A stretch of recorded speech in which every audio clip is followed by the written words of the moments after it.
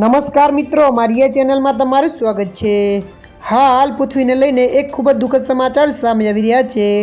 જે કે પણ શરૂ થયું છે તે ચોક્કસપણે સમાપ્ત થશે। જે રીતે પૃથ્વી પર જીવનની શરૂઆત થઈ હતી તે જ રીતે તેનો અંત પણ આવશે। આવી સ્થિતિમાં એક દિવસ એવો આવશે જ્યારે તમામ જીવોનો નાશ થઈ જશે અને કંઈક બચશે નહીં। આ દિવસને સંપૂર્ણ વિનાશનો દિવસ કહેવામાં આવી રહ્યો છે।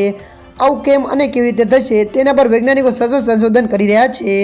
આ દરમિયાન તેમણે કોમ્પ્યુટર સિમ્યુલેશન ટેકનોલોજીનો ઉપયોગ કરીને ચોંકાવનારી માહિતી આપી છે। આમાં તેમણે કહ્યું છે કે એક દિવસ મનુષ્ય અને પ્રાણીઓ સહિત કોઈપણ જીવ પૃથ્વી પર ટકી શકશે નહીં અને પૃથ્વી સંપૂર્ણ રીતે નાશ પામશે।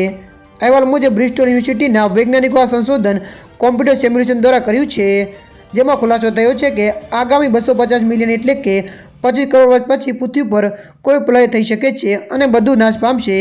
વૈજ્ઞાનિકો મતે પૃથ્વી પરથી મનુષ્ય સહિત તમામ જીવો અદૃશ્ય થઈ જશે। તે સમયે પૃથ્વીનું તાપમાન 70 ડિગ્રી સેલ્સિયસ સુધી પહોંચી જશે। આ વાતાવરણ પૃથ્વી પર કોઈ પ્રાણી કે મનુષ્ય ટકી શકશે નહીં। ગરમીને કારણે બધું નાશ પામશે। તેણે વર્ચ્યુઅલ સિમ્યુલેશન દ્વારા પૃથ્વીના ભાવિને જોવાનો પ્રયાસ કર્યો, જેમાં ગ્લોબલ વોર્મિંગ સામેલ હતું। આ પછી જે પરિણામો જોવા મળ્યા હતા તે ડરામણા હતા।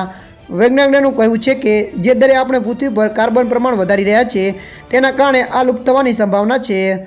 ત્યારે મિત્રો હાલ માટે આટલું। મળીશું નવી અપડેટ સાથે। જો તમને અમારો વિડીયો પસંદ આવે લાઇક, શેર અને સબસ્ક્રાઈબ કરી નાખજો। ધન્યવાદ।